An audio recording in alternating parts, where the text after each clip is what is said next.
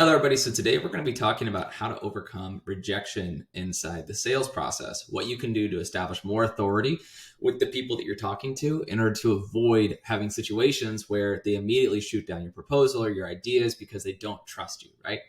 And so at the end of the day, an objection needs to be qualified, right? So in my experience closing hundreds of deals with my marketing agency, the main thing to think about is that if it's somebody who's flat out telling you, no, I don't want this, it's very important to just go ahead and end the follow up or the prospecting or the sales process at that point.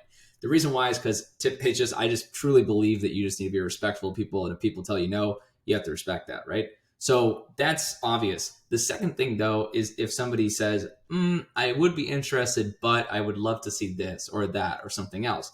Now, the thing is, when people say this sort of stuff, like when they say, I would do this, but that's not included, a lot of times, in my experience, they just have factual errors about the product. So sometimes your product can't actually do the things that they want.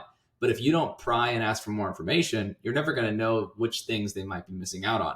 So ultimately, what you want to do is you have kind of the pitch, which you typically give during the conversation. And then at the end of any conversation with a potential prospect, you essentially have what I like to call the fact-finding mission. Would you try to find how many things they actually know about the product after you've told them? Because a lot of times you're a human and you've probably missed out on certain things inside the pitch that would make it better. So ultimately what you want to do is you want to think of everything as, okay, how can I get this person to understand all the facts about this product? And if they do understand all the facts, is there a chance that they'll be able to fully understand everything that I am saying and doing, et cetera? And if that's true, then will they purchase from me, right?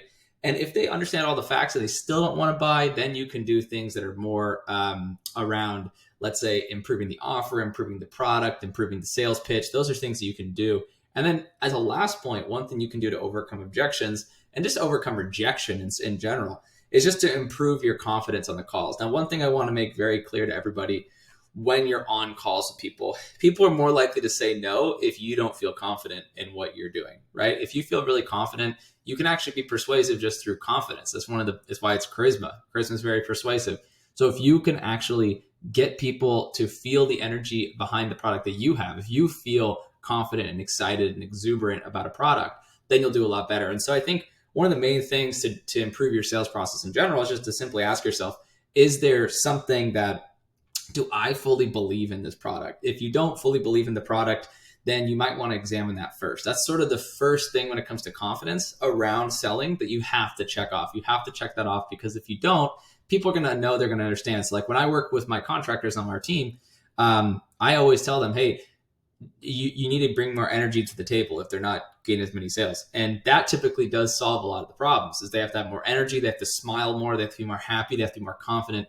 And if they don't love the product, then those things are going to be very difficult. So I try to make sure that everyone on our sales team absolutely loves the product at all times. And if they do, then it should be really easy for them to close and sell and all this sort of stuff. So I would ask yourself, when you're selling your product, do you fully believe in the product, or is this just a job for you, right? Is running your business just a job for you? Are you a mercenary in your own business, right? If it is, then I wouldn't even consider scaling it at that point. You need to work on the product and get that right first. That'll help your confidence and help you overcome any rejections that might happen throughout the sales process. So I hope that you enjoyed this video. If you guys liked this video, feel free to share with anyone you think might find it valuable, or if you follow our channel, if you have any more kind of questions around growing and scaling your business. I've been able to grow my agency over the last 5 years. Last year, we did $1.7 million in revenue. And so now we're really focusing on growth and scaling and making great content for everybody. So if you have any specific kind of question or any kind of content requests or anything, feel free to comment below and we'll do our best to answer as quickly as possible.